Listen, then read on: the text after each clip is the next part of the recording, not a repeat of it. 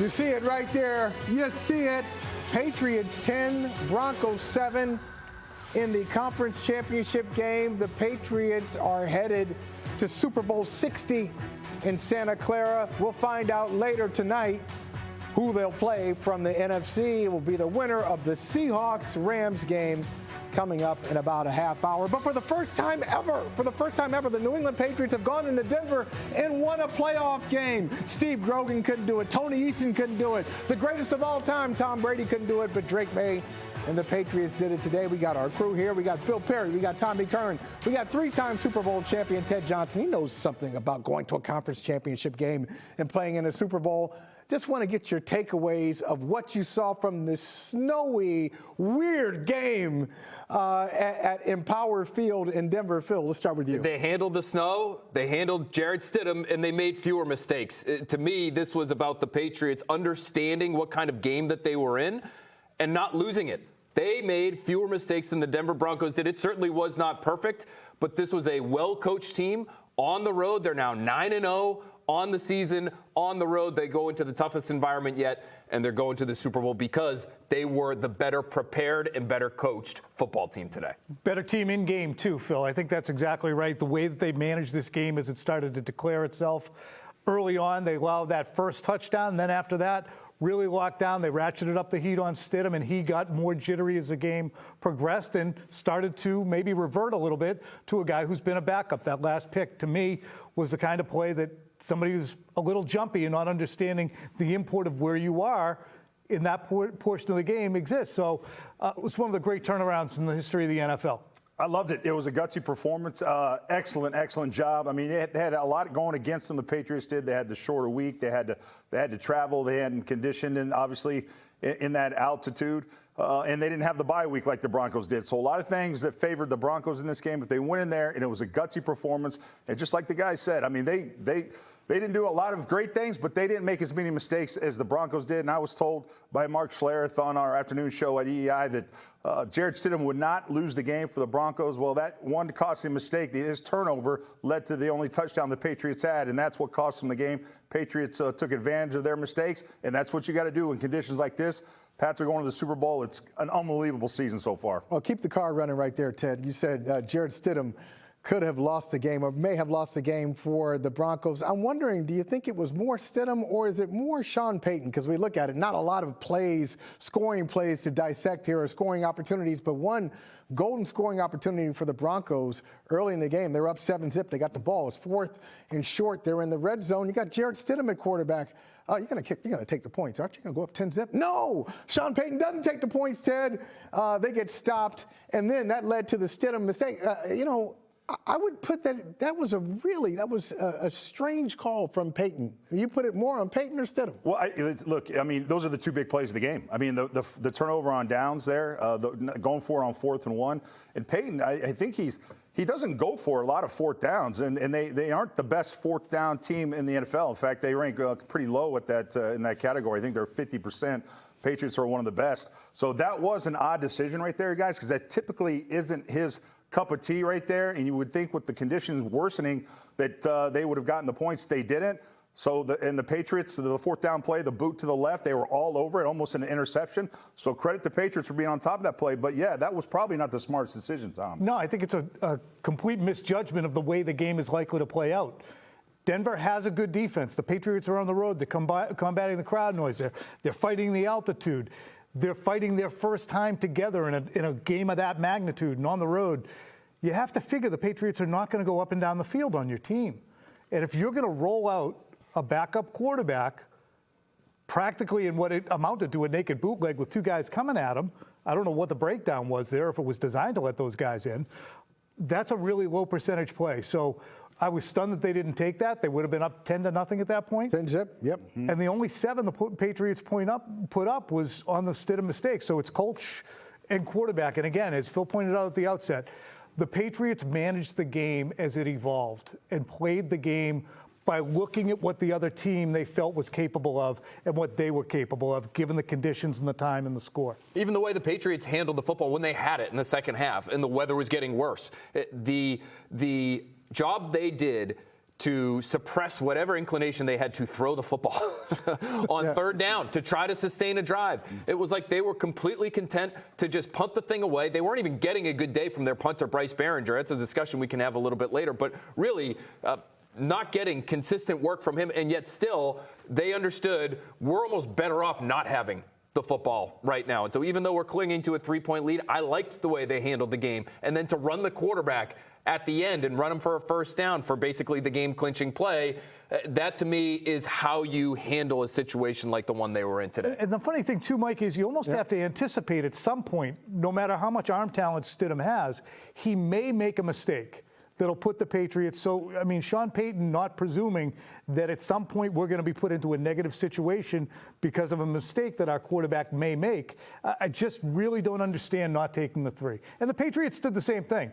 And they came real close to not picking that up. But they picked it up, and then they finally got the 3. They got the field goal. But I just, in a game like that, I mean, we can talk. There's a lot of tiny decisions that are made, and they're never 100-0. To me, they're 51-49, 52-48. To take the points there, I think, was a little closer to 60-40 in reading what was going on. We've had some weather games in the NFL playoffs. We've seen them the last couple of weeks with the Patriots here against Houston last week, and then on the road in Denver today. So in the NFL today, guys, you got to have a rules guy, you got to have an analytics guy, you got to have a weather guy. Just telling you, look, hey, listen, take the points now because it's going to get crazy here in about an hour. And that's what happened with the Broncos today. They did, once the weather settled in, they couldn't do anything. And I wonder if you're the Broncos, you look at the season, the Broncos and Patriots, their season kind of played out the way it has all year long. All year long, the Patriots, despite their progression upward, first drive from the opponent or first couple of drives from the opponent gets a early touchdown, and you say, what the hell, where'd that come from? Then they settle down. The Broncos all season long, I think they had 7 or 8 one-score games. This is a one-score game. They struggled with their offense all season long. They probably will have struggled today with Bo Nix as well, Phil. Bo Nix is clearly better than Jarrett Stidham, but this has been an issue for the Broncos most of the season.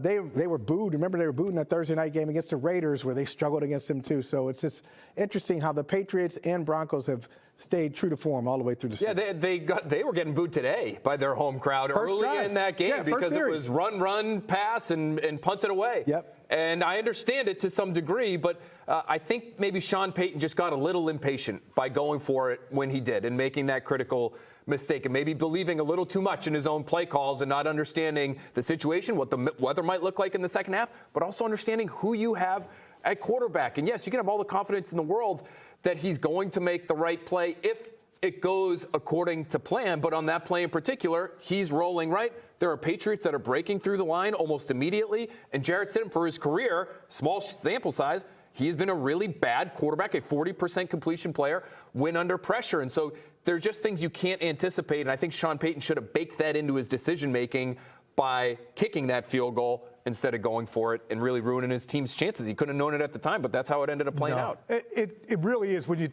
pull back a little bit and look what just happened and the end result when this game went final on my computer and it's a little bit ahead. I'm just processed. That's it. They're going to the Super Bowl. To think that this team is 17-3 after being 4-13 last year and 4-13 the year before, they're now at more than twice what they won in the previous 2 seasons when you add in the postseason games. And they've now gone through the Chargers defense.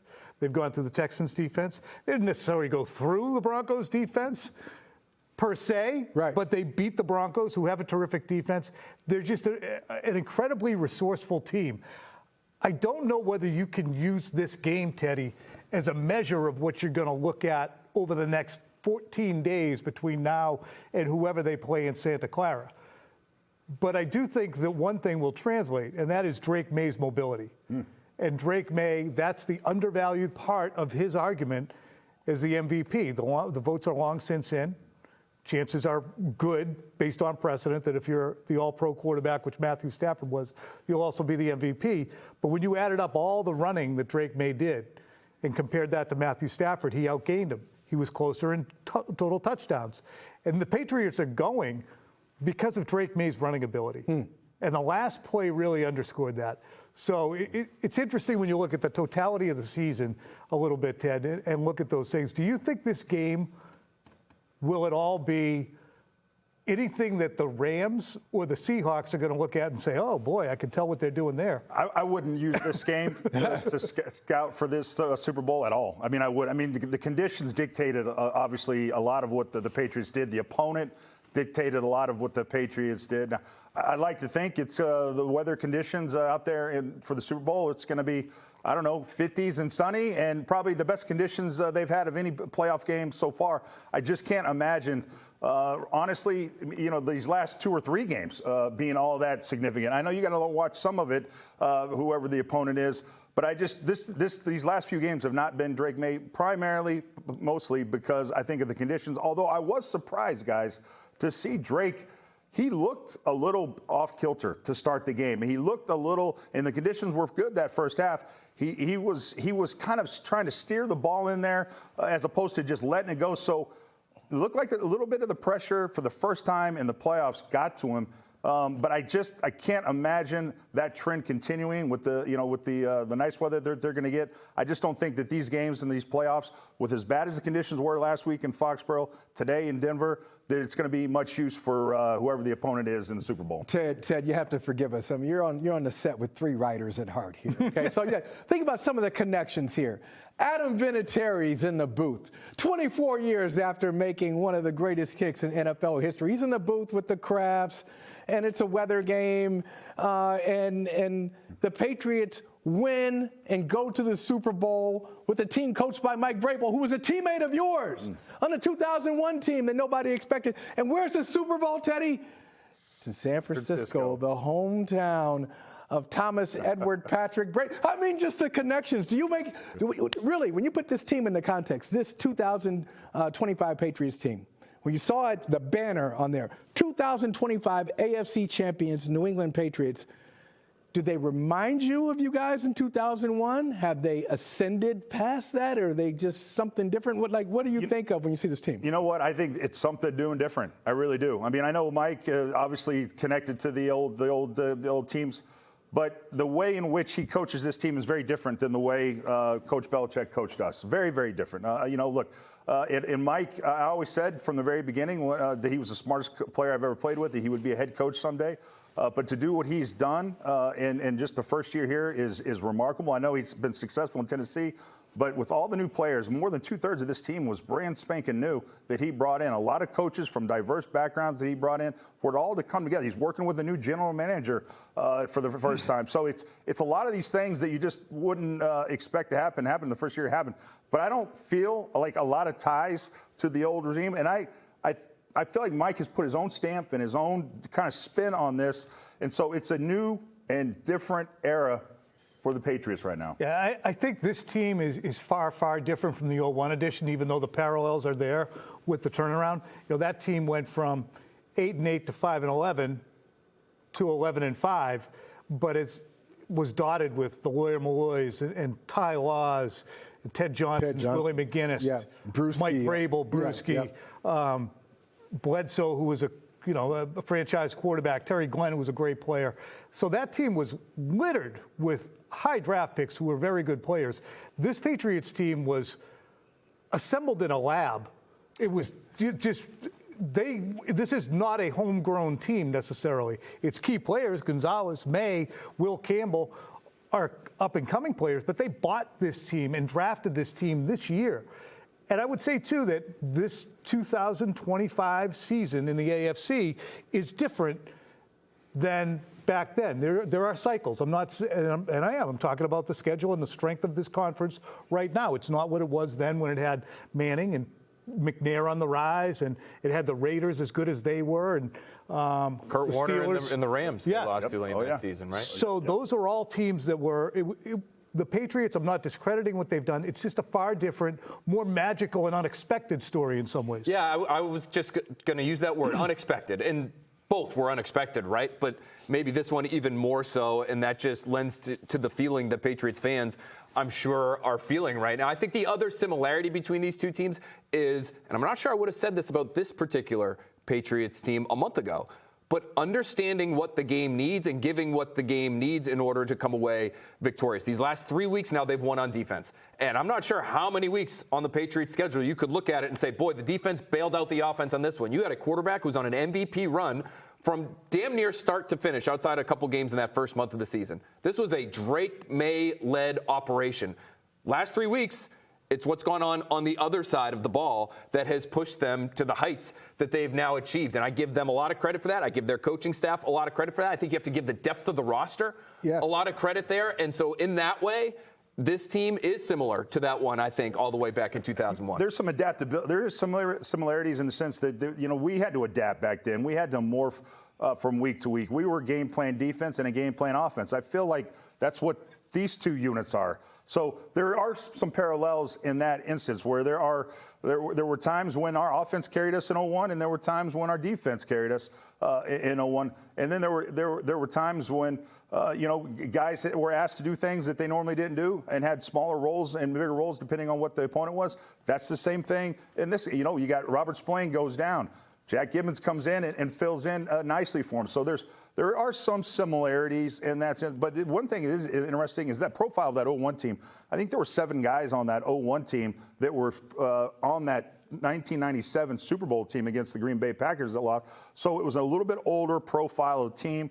I believe this roster is the 4th youngest in the NFL. So even with all the free agents they picked up, it still leans to a much younger team than that 01 team. You're right. There are some parallels between this team and 01. 01, you think about the offensive touchdowns that you scored throughout those 3 games to glory. Giving a little shout out, some commercial time for the Patriots house-ordered, house-made documentary. But didn't score a lot of offensive touchdowns against the Raiders. Didn't score a lot of offensive touchdowns against the Steelers in that game. Troy Brown with the return. And then, of course, Ty Law getting the scoring started against the Rams.